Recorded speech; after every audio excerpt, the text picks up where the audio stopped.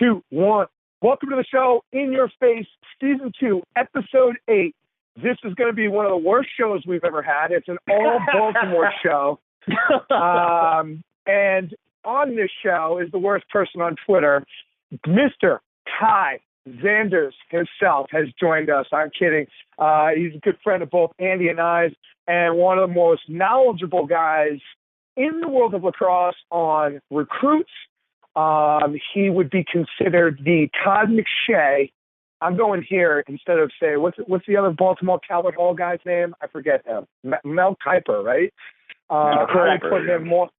I would put Ty on the Todd McShay line because I like Todd. I used to actually kind of almost share an office with Todd up in New England. Not sure where he is now, but it was weird because all the 3D lacrosse guys were like, "Yeah, Todd McShay's office is like right around the corner." Right. So Ty Xanders. He's Ty Xanders. Ty Xanders. So Ty, the last couple of days, Ty Xanders, by the way, is the founder of RecruitingRundown.com. So check it out when you get the chance. But Ty just recently came out with the top 100 2016 recruits, which you should all know right now are current freshmen in college. Ty, talk to us a little bit about how you've generated this list, the information you've gathered, and certainly, as we've noticed, a lot of your guys are starting to show up even early in the Division I season 2017. Yeah, so I did it a little bit differently this year, just with some stuff going on. I kind of emphasized the underclassmen first, and then, kind of wanted to come out with this list in January or February. And, of course, it had to be the night before Division I lacrosse kicked off on ESPNU. But, it was really made a little bit easier now that you had the U19 games. They kind of gave you a really good measuring stick for how these kids would fare at the collegiate level. So I go back and I look at as much tape as I possibly can, whether it's from the Baltimore area or Long Island, New Jersey, whatever I get my hands on, and then talk to some college coaches, a ton of them mostly in August and September, and kind of keep up with them a little bit, throughout the fall. I didn't really get to cheat, I guess to be called, and catch any scrimmages or any of that, or any film in that sense, but just kind of go back. And people kind of don't realize that it's not really the stats or accomplishments that really matter when it comes to these kids. I think it's just you want to project how they'll fare, all 4 years. It's not instant impact. It's not, who was first team all this in high school.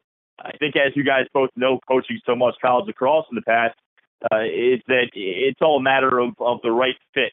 I think, a kid may have a better career if he's a highly ranked recruit coming out of, say, Colgate or Bucknell or Loyola, or even Ivy League, or Towson, wherever, rather than, say, Hopkins or Carolina or Notre Dame, where you're getting tons and tons of so-called blue chip recruits. So it's just a matter of kind of finding the right formula and considering all the variables, because it's definitely a thankless task and a tough task because there's just so much talent, so much more talent now than there was, 5-10 years ago. So it's gotten difficult each year, more difficult each year. And there are about pretty much 5 guys this year that I've considered for that number 1 spot. So it was tough, but I feel pretty strongly about how strong this class is, and it's pretty deep, especially on offense. So Ty, just a quick question regarding this list. I when you put this together, this is based on you ranking them in anticipation of the impact that they will make on game day for these respective teams that they play for, right? Is that kind of Correct. In a nutshell the way that you put them together? Absolutely. Yep. Okay, great. Obviously, you can't predict injuries, and hopefully none of these kids have injuries. But okay, so it's not necessarily their body of work as high school players as much as it is looking at their athleticism, their skill set, their game IQ, their respective intangibles of competitive spirit and hardworking, being mentally tough, coachable, all that stuff, all factors into how you rank these guys, right? Yeah, absolutely. I think, the tough part is kind of predicting some of those intangibles and kind of what I call variables. I feel that maybe I've done a pretty good job over the past couple of years kind of predicting.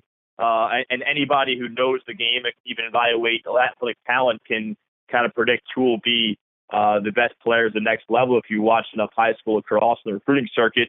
And that's one of the things I kind of mentioned is that I know this class so well is because I've been able to watch them. And, Right. The tough part is kind of figuring out, which you can't really predict is, who will maybe rest on their laurels, who will maybe get bogged down in the depth chart, who won't vibe well with the coaching staff, blah, blah, blah. There's so many variables that kind of go into measuring a player's success in college because it's just a matter of the right fit. And that's why, I was looking back to the class of 2012, which was one of the first classes I ranked when I was inside lacrosse. And out of that top 100, I think it was between 15 and 20 that either transferred or quit lacrosse entirely.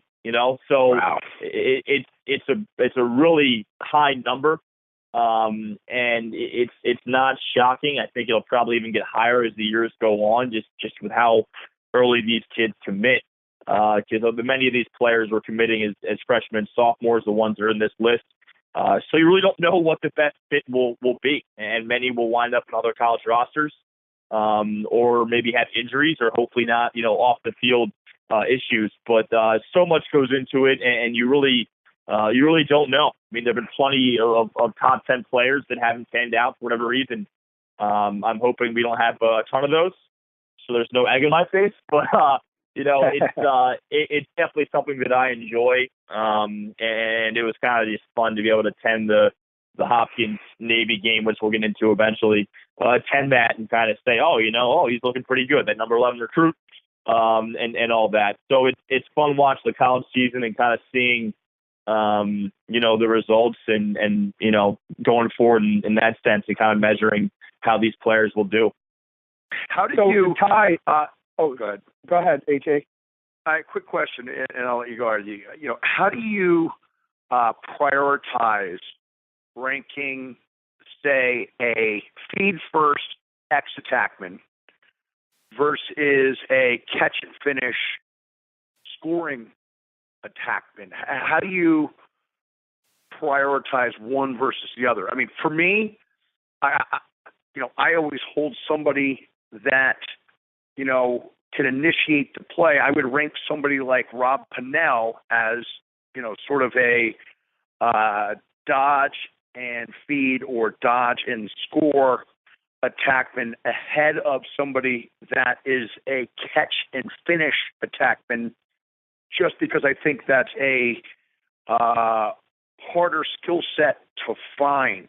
Did you have criteria that you would use when trying to decide the difference between, say, a Jared Bernhardt that you have at 1 as clearly he's clearly a playmaker type guy, and I'll just go with, say, Mac O'Keefe, who may be more of a catch and score type guy without knowing his game too well, but certainly looking at his 7 goals first game against RMU, to me, what Jared Bernhardt does is harder to find in the recruiting process and a harder transition from high school to college than it is to be somebody that goes from catch and finishing in high school to catch and finishing in college. How did you compare those two as you were figuring out who to rank 1 and who to rank behind that guy? Yeah, that's a fantastic question. I think, I as you said, and I agree 100%, it's definitely harder to find the player that creates offense, off the feed or off the dodge than just a kid who will, catch and score, like say Mac O'Keefe. There are plenty of players like that, but it feels to me like there's so many treat attackmen or finishing attackmen out there, and I want someone that can really create their own offense. You know, you look at Jeff Keat. I think that people will be blown away watching Cornell over the next 4 years, because a player like that, think about it. I mean, Canadians are kind of pegged as that finishing type, and he is just the opposite, and that he can kind of do both. And those are players you kind of want to prioritize a little bit, because in a sense they mean more to their team, you know, their team's success. I think, as you both know, you know, a player, there's so much value placed in a player that makes the guys around him better, and those feeding attackmen, those do-it-all attackmen, dodging attackmen, you know, tend to make the guys around them better and help their team more than, say, a finishing attackman who, yeah, you know, they pump in a lot of goals, and they're huge. Their shot percentage is high. They're great off ball. They could be pretty pivotal on extra man, but there's certainly more value, you know, placed on the Michael Krauses and Michael Sowers and Jeff Keats of the world at attack. But plenty of players that I think, you know, if I had to guess, if we're looking ahead and maybe thinking about, you know, Inside Lacrosse's top 25 freshman polls that they put together, you know, throughout the year, that's a lot of finishing attackmen on there. You know, guys that kind of get in there because they can finish well. A lot of Canadians, you know, you think of the kid at Rutgers last year, you know, Adam Harlan-Bees. You know, he was a finishing attackman and was one of the best freshmen in the country. You know, but there are definitely a lot of kids like that, you know, that can just bury the rock. But to kind of reiterate for the millionth time, you know, definitely more value placed on the kid that can make the kids around him better. So, Ty, you know, we've only seen about, I'd say 10 or 11 teams play so far. And some of the guys that we've seen, a lot of, even just in the first games of the season, we've seen guys like, let's go through Jack Rapine, Riley Walsh, Gerard Arsteri, Mac O'Keefe. We've seen others on your list. Are you already regretting whether putting them too high or too low on your list based on their performances either in the first week of the season? You know, Mac O'Keefe goes out there and scores 7 goals in his first opener. Obviously, I don't think he's going to average 7 goals for the rest of his career. But then you've got guys that aren't quite making an impact yet. You're going to have that in your top 50. That's, of course, going to happen. It always depends on the position he plays and the depth in front of him, of course. But even in the first week, do you get this sense of like, oh, crap, I should have dropped him, or I should have made him higher, or and do you already have an example of that so far? Well, you know, I have much bigger regrets in my life than, you know, stuff like that. But, you know, I think just the interesting part about, and I've never done this before, you know, posting a list.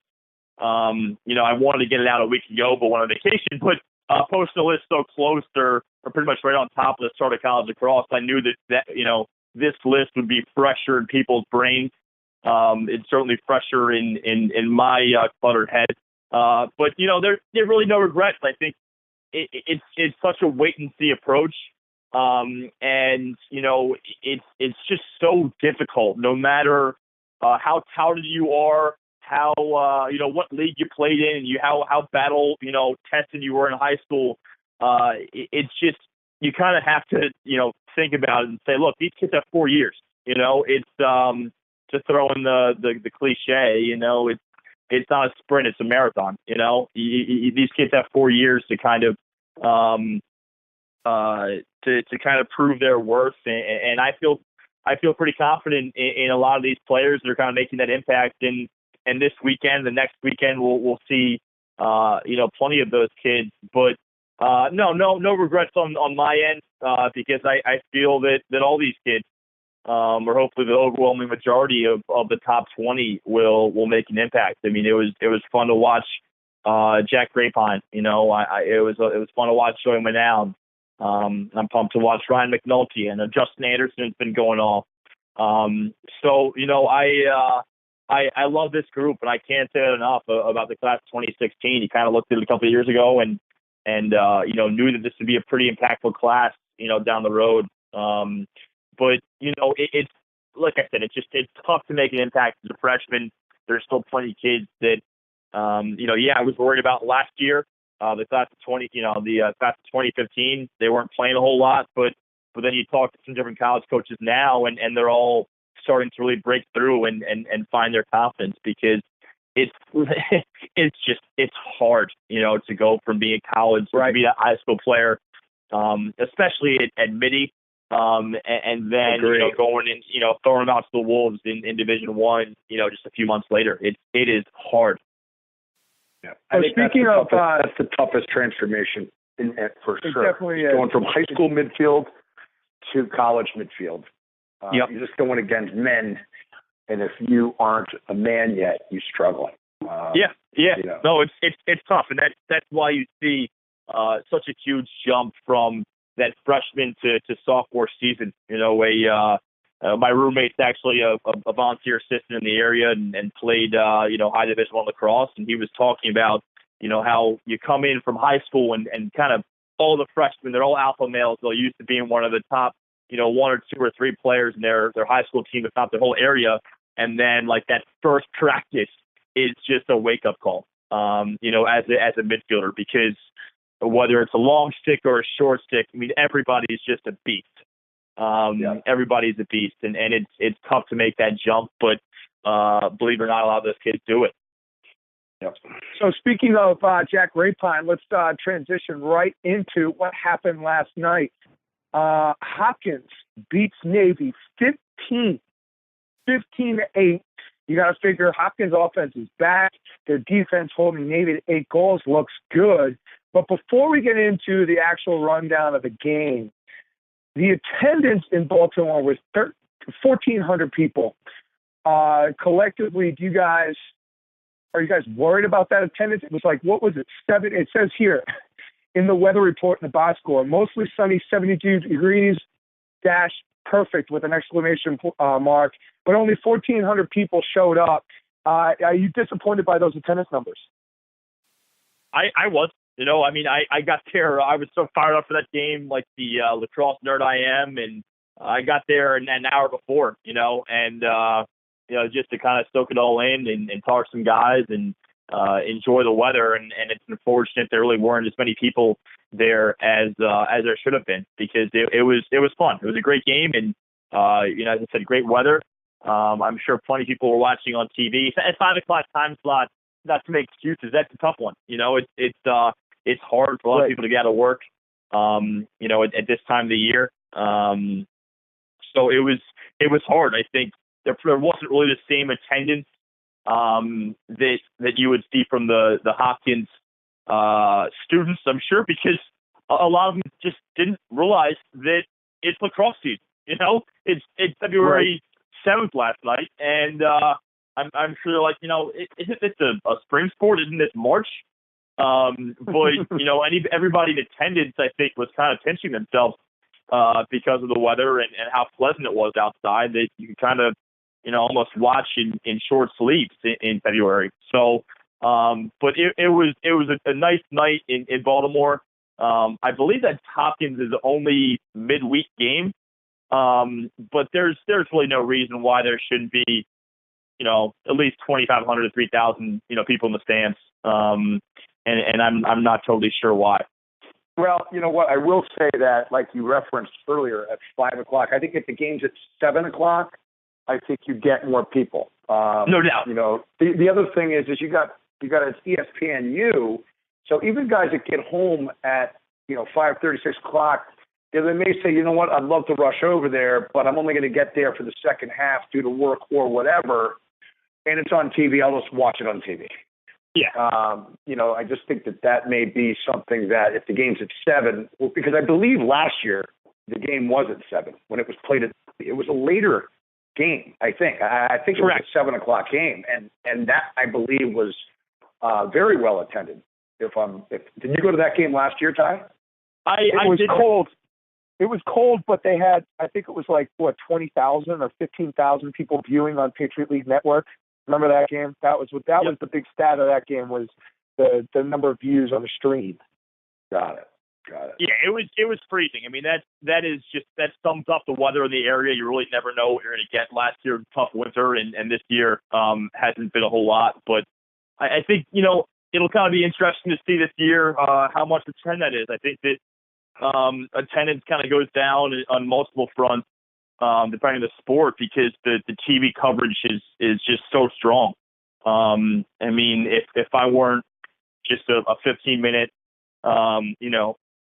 15 minutes from Hopkins, I'd probably sit in my hindquarters, with a beverage and watch that game and listen to Clark and Quint, because you get a lot out of it that way. But there's really nothing like, a 10-day game live,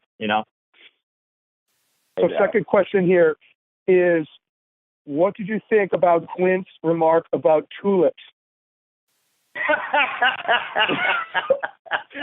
I'll throw that to AT. I'm waiting for Quint to make a appearance on Vanderpump Rules. I think he would slide in perfectly with Tom Sandoval and Tom Schwartz. That was brilliant. I mean, he really does planting tulips in his backyard. Here's the other part. There was no play-by-play last night. There was no play-by-play last night. There was no play-by-play guy. I like listening to Clark crush Anish Shroff regarding his opinionated movie, angle, and then Anish. Oh, it was good. It was really good. I missed that. But here's the deal: Joel Tinney is back. Patrick Frazier with 3 goals. Wilkins Esmiki with 3 goals. Navy started strong. In fact, we're up 3-0 after the first quarter. Talk to me, Ty, about where you see, since you saw it live, and given the 15 goals that Hopkins put up. They put up 5 in the second, 6 in the third, and, of course, 4 in the fourth, none in the first. Looks like the beast was awakened. They played a ton of players on the offensive end. Talk to me a little bit about what your first-hand perspective was on Hopkins' offense. I was just really impressed. Keep it simple. I think, like you said, they played 15 guys on offense in the first half, and that is such a good sign for how well they recruited, for how well they developed talent, their depth. And maybe they're kind of doing that to have some fresh legs, on game one. They've been bitten by the injury bug a little bit, so to kind of throw a bunch of guys out there and not rely too much on the big guns is a good sign. But I was really impressed. I think, as everyone I'm sure is saying, there's no doubt that the turning point was that hidden ball trick. I mean, that was really that helped Hopkins just take off and dominate after that. But overall, I was really impressed with the offense. And, of course, it's easy to talk about how strong the O was. But believe it or not, the defense has been an issue for Hopkins the last couple of years as a surprise, because they've always had some great defensemen. Of course, you have, arguably the best defenseman of all time, at the helm, and Dave Petramala. But I was really impressed with Nick Fields. I thought that he was a monster. And then he was putting pressure on guys all over and forcing turnovers. And you had, Ray Pine and fellow freshman Owen Colwell, who played on the man down. And Logan made the saves he needed to make. It was just top to bottom a really strong team effort against a really well-coached team in Navy. And honestly, one of the more athletic teams I've ever seen. I mean, they have so much athleticism, even kids I've never heard of that are just breaking through in the roster.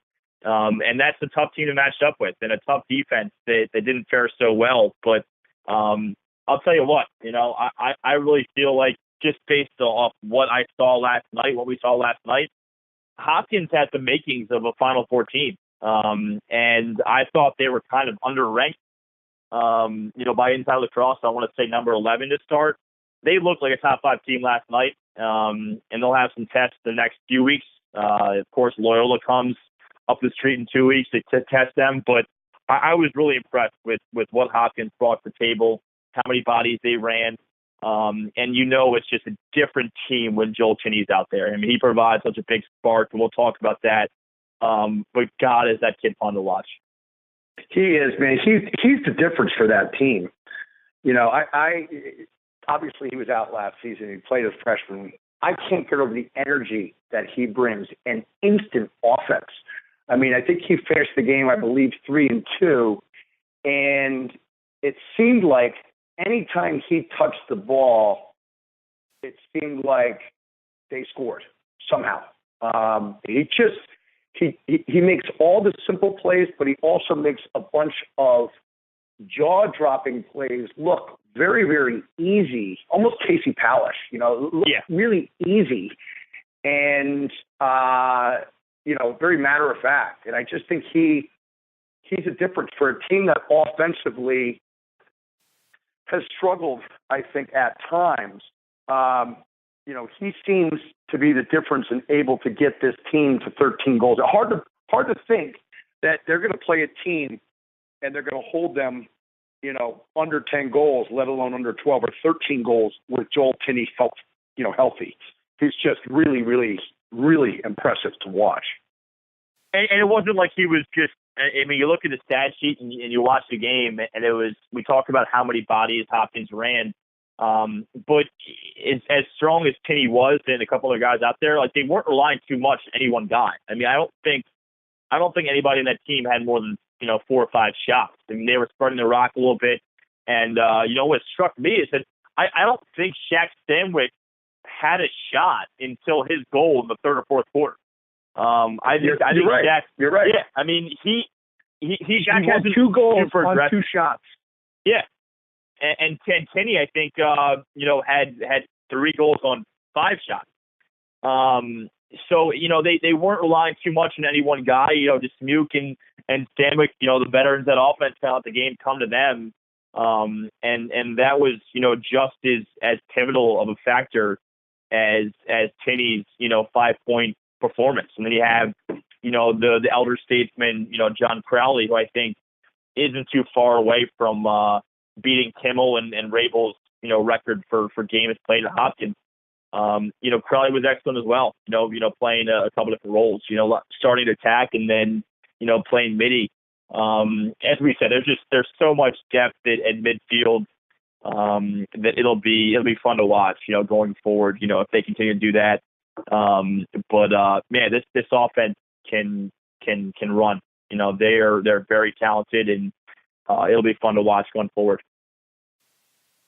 No doubt. So now let's take a break real quick, and we're going to come back. We're going to talk about the games coming up this weekend. We've got a big one in Loyola UVA, but meanwhile, maximize your comfort. At Sisu, we take a very scientific approach to making sure our technologically advanced, doctor-developed, scientifically backed, industry-changing mouthguards are the most protective, lightest, talkable, breathable, comfortable, drinkable, removable mouthguards on the planet to guarantee you're protected. No matter what comes your way, the Sisu Next Gen. Sisu, talk, breathe, drink. Welcome back to the show.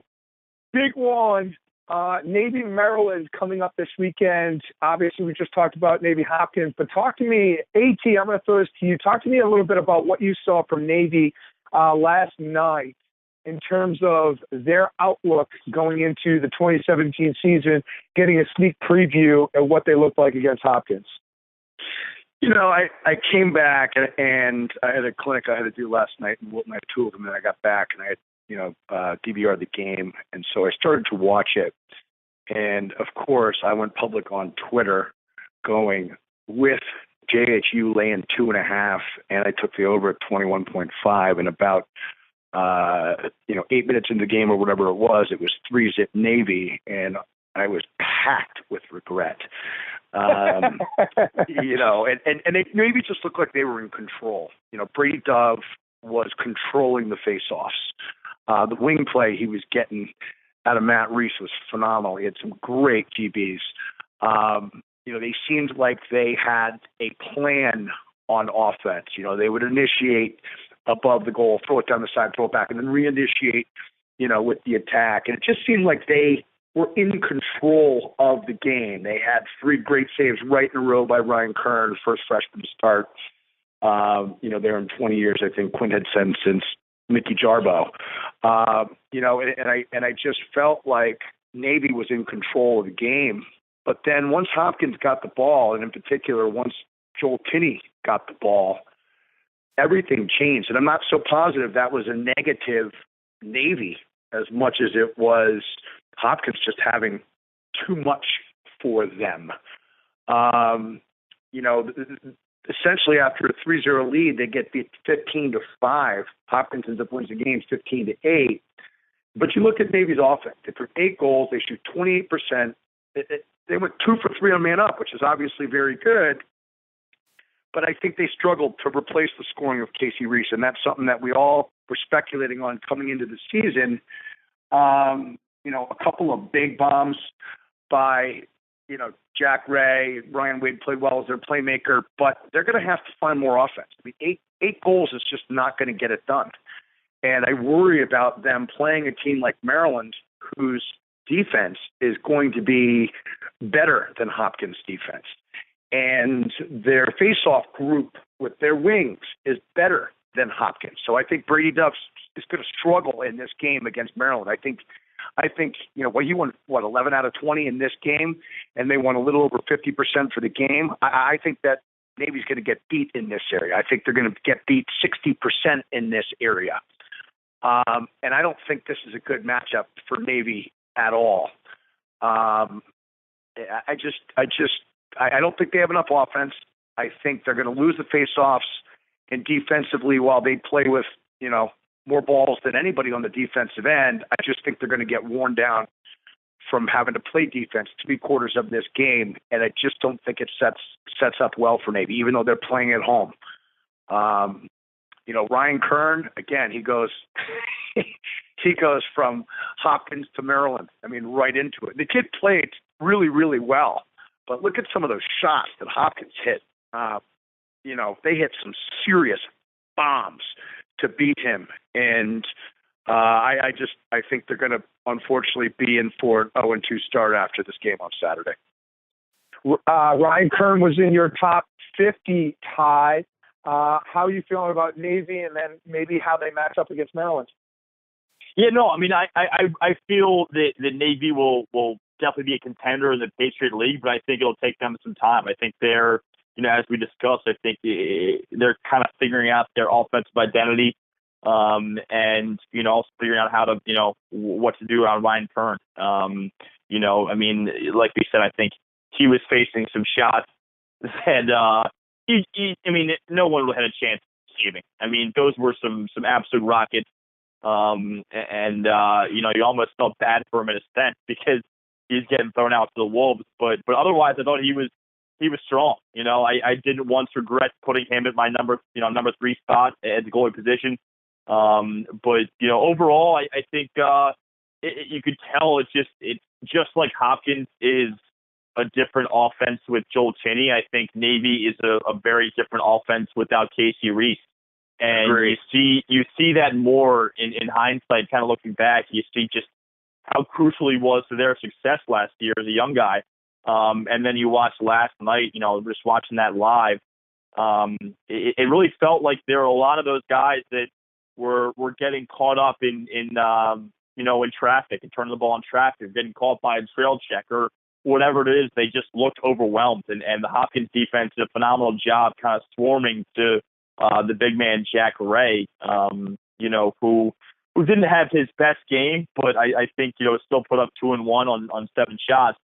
But they kind of just got to figure out, a multitude of roles, there. I mean, Grayson Terrain was outstanding as a freshman, but was very underwhelming, last night. And the Pac-12 player that I'm sure, could have a great year, but definitely some growing pains and I wouldn't say identity crisis, but they've got to figure themselves out and kind of in a hurry because they're playing a very, very, strong Maryland team. And I think Navy always has a great home field advantage. So it'll be interesting to see how many people show up in Annapolis and what kind of support they get and how they play at home. after a wake-up call last night at Hopkins. But, you know, I'm just intrigued to kind of see the roles of Ryan Wade and Terrain and some younger guys. But they have the personnel, you know, I think between the lines and you know, on their back line on defense. To me, and RJ, I know you'll go real quick, but sorry to interrupt. But, you know, to me, the answer for Maryland here is you got to get Grayson Terrain 10 dodges a game. Yep. You just have to, because and Quint and Clark did a great job. You know, they were alluding to the fact that, you know, when Grayson Terrain was dodging, he had a great invert goal that he stuck around the right side high on the goalie.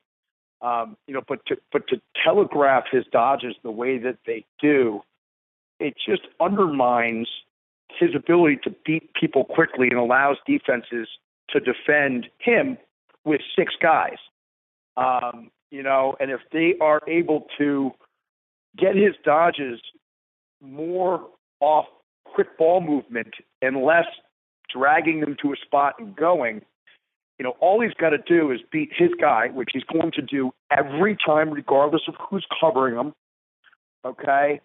And a lot of times he's quick and slick enough to beat the slide as well and to get really deep inside the other team's defense and score goals. I think we got to dodge him all the time, particularly when, you know, the other guys are not getting 8 goals is just not going to get it done. And, you know, I just feel like, agree with you, Casey Reese, you know, he was winning his matchup for goals no matter which pole was covering him last year. And I think that with him gone, they're going to have trouble creating consistent slides from their opponent's defense unless they're dodging Grayson Terrain. You just don't power dodge in Division I lacrosse and have a ton of success the way that you will if you do quick slick dodges, because the defenses are too quick to slide. It's too hard to get away from the double teams, and it just doesn't translate as well. You know, if you're going to redodge with a power guy and he's only has to beat one guy to score, great. But to make the power dodge the first dodge, I think you're going to struggle offensively over the course of the season that way. I was fortunate enough to be able to watch Maryland play Penn this past weekend.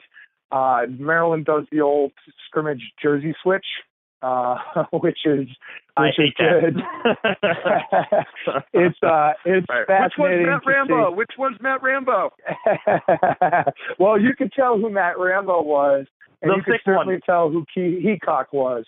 But you know what it's good as is like you couldn't really tell who was who in terms of the newcomers, and it's really smart that he does it. But I can tell you this, Maryland has depth. They have depth in between the lines, not that they've never had that before. I mean, we're talking about the Maryland Terps here. You know, they've always had depth, but I'm talking like a depth similar to what you saw at Hopkins. And I have a feeling you're going to see a lot of midfielders running through the box come Saturday against Navy.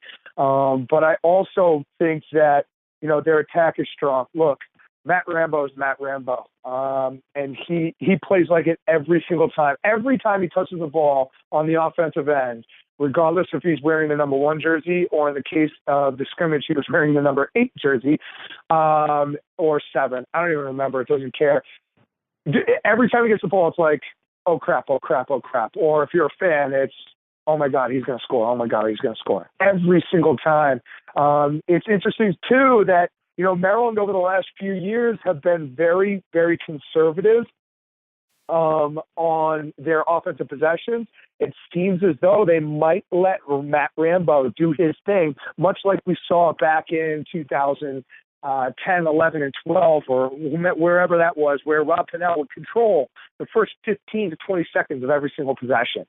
And if that's the case going into the 2017 season, it's going to be real exciting to watch Matt Rambo. He might end up with 150 points.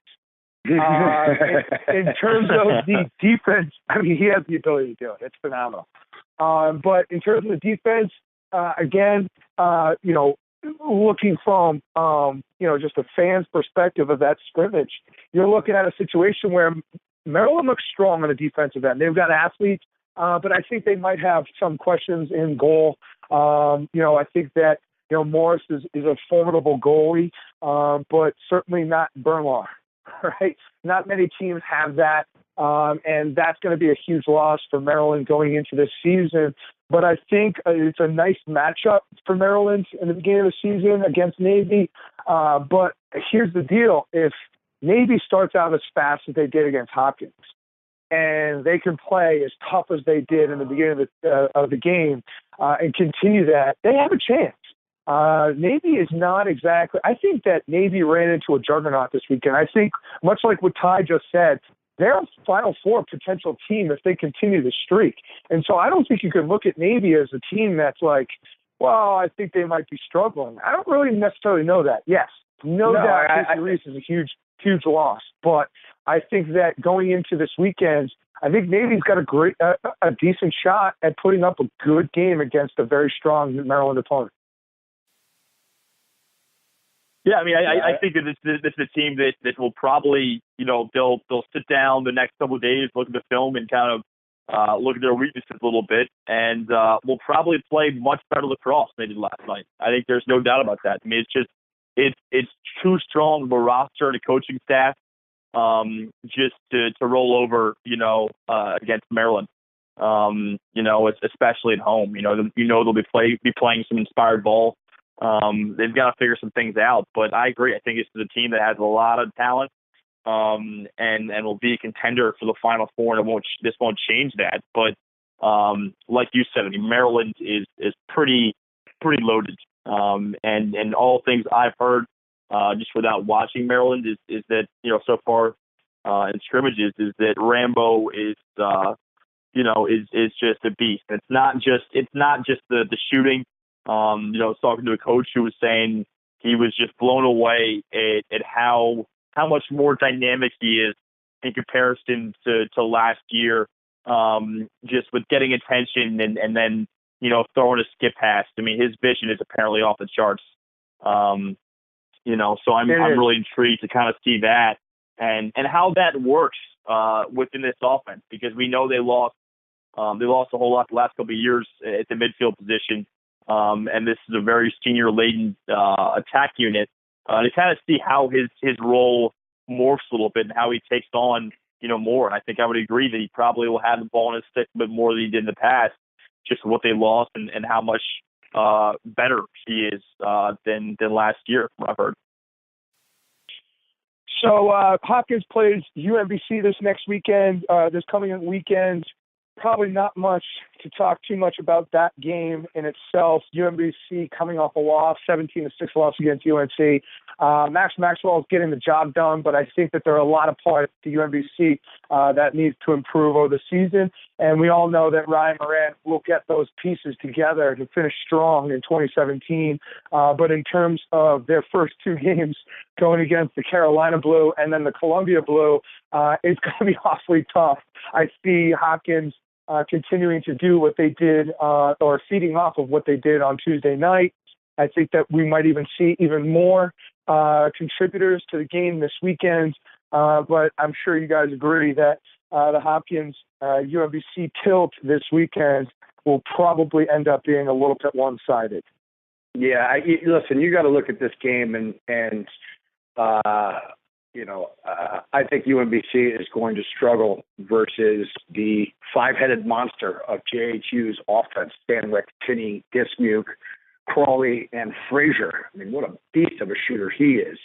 I think one thing that we didn't talk about when we were covering the Navy JHU game, which I'm just going to touch on, and then I'll get Ty's view on it, is the Gerald Logan, right? 8 goals allowed, that's right. 8 saves, but the most important stat was 18 for 20 on the clears for JHU. Yep. And last year versus Navy and versus so many opponents, they just didn't get it done in the clearing game and gave their opponents too many second chance opportunities. And as a result, didn't have a great year by Hopkins standards, and I think that if Jerry Logan can continue to get the stops that he should in the goal, which I think we're going to get out of him. But most importantly, continue to commander the clearing game.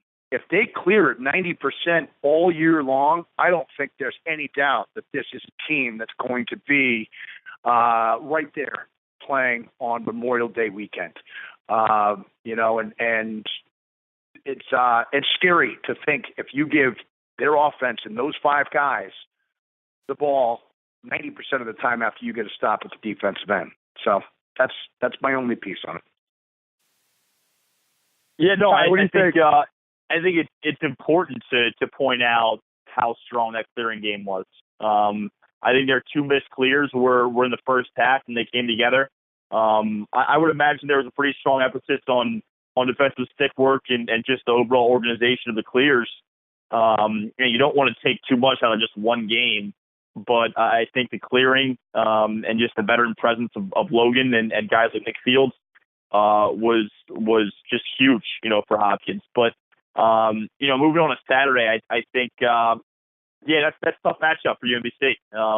But I think what I've heard is they've had a phenomenal couple days of practice.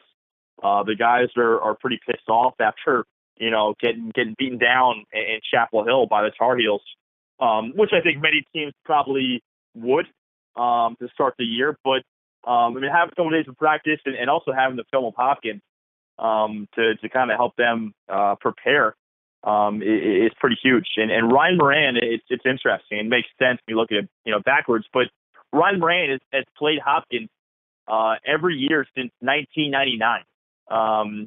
So few people know Hopkins more than Rymo, and that staff must be working pretty hard to get ready for that offense at Hopkins. But I don't see them having much of a chance on Saturday. But I do think this is a team that will maybe take their lumps in the early part, but they'll have some matchups with Richmond and Marist and Mercer the next few weeks to prepare them well for the America East schedule. But I don't see it happening on Saturday, and it's just that's a daunting task to play a team like that where there's just a massive disparity on the roster. It's not like many kids or any kids that are at Hopkins were also looking at UMBC. It's just not happening, So it's just a different playing field in a sense. So the last segment of the show, we're going to talk about probably what I would consider, and I'm sure you guys would consider, the game of the week. We unveil the new Virginia Cavaliers against the season's Final Four Loyola Greyhounds this weekend. They've been matching up at the beginning of the season for the last few years now, and they've all been great games. I believe that it is a tied series between the two going into this. I might be wrong, or Loyola might have an edge there. However, it's been a great first game of the season for many of us. AT, talk to us a little bit about the upcoming UVA Loyola Tilt. Yeah, I agree with you. I think that this is absolutely the game of the week. I'll go through Virginia statistically because that's what I do, but I'm not positive that these statistics are any indication on what we're going to see out of Virginia this year. In 2016, they come off a very disappointing season by Virginia standards, but not by Dartmouth standards. They were 7-8 overall, 0-4 in the ACC, right? Their offense was throwing up a little over 10.5 goals a game on 27% shooting. They return attackman Ryan Lukovic, 20 goals, 16 assists. Zed Williams, who I think was playing midfield for them the majority of the year last year, 22 goals, 5 assists. A.J. Fish, 14 goals, 8 assists. Mike DeMario, 16 goals, 4 assists. And top recruit in the country, Ryan Conrad, finishing his freshman year with 9 goals and 3 assists. I think their offense is going to explode this year. Under new coach Lars Tiffany and his staff, I think this team goes from scoring 10.5 a game to at least 12 a game. And that may be a conservative estimate. On defensive end, they've got a lot of the pieces in place here to have a very, very strong defense. Just a year ago, they let up a little over 10 goals a game, 10.33 a game, and they return lockdown stud Tanner Scales, 14 starts last year. Scott Hooper, son of my boy Paul Hooper, who coached us at Brown, was just simply put one of the best lacrosse minds in sport. Scott Hooper had 15 starts for them last year. Zach Ambrosino had 9 starts. And they return arguably the best long stick committee in the country in Mike Howard. Logan Greco also had 7 starts. So they return a veteran group on the back line. Lars is definitely going to have those guys dialed in and playing as a unified group, which is scary. I think an unanswered question is, who are they going to be in the goal? Obviously, they suspended Matt Barrett, or he's no longer with the program. I don't know the exact status, so I'll just leave it at that. It appears as though Will Raley is going to end up starting in goal for them. He was a backup in 2016. From what I've heard through the grapevine is that he had a great fall and that he, looks to be a possible strength of the team. Beyond that, face-off X, Jason Murphy did very, very well for these guys, 62%, 1 goal, 1 assist, probably off the break. If they can get 60% or greater at the face-off X, that will help take some pressure off of their new goaltender. I think they're going to be able to hold some people down better than they have in the past few years or the last few years under Dom. And I don't doubt in my mind that their pace of play is going to have a massive positive effect on the overall outcome offensively for them. So I see Virginia at a much, much, much improved. And even though they're driving up to play Loyola at Loyola, I think this is going to be a close game. I don't know what Las Vegas Lines has for this line. It wouldn't surprise me to see Virginia go up there and shock Loyola and beat them. But I think Loyola is going to win the game. I do. I just think that them coming off the momentum from last year, they have arguably the best player in the country in Pat Spencer, an unbelievable supporting cast as well. But I think Virginia is going to be a brand new team. This is a game I think Loyola wins this weekend, but I'm not positive that this is a game Loyola wins in May if they end up seeing each other again. So it's going to be interesting to watch this game. I agree. I think this is the game of the week. Ty, how much do you know about Loyola going into the 2017 season, other than the fact that you, like many other people, probably did not have Patrick Spencer in their top list of recruiting at that point? Well, I'm naturally a very defensive person. I'll defend myself there. I think Spencer was a top 20 recruit on my list, and I forget exactly where he was, but I just didn't expect that impact. I did not expect the impact that he had, and I ranked him number 14 heading into his freshman year.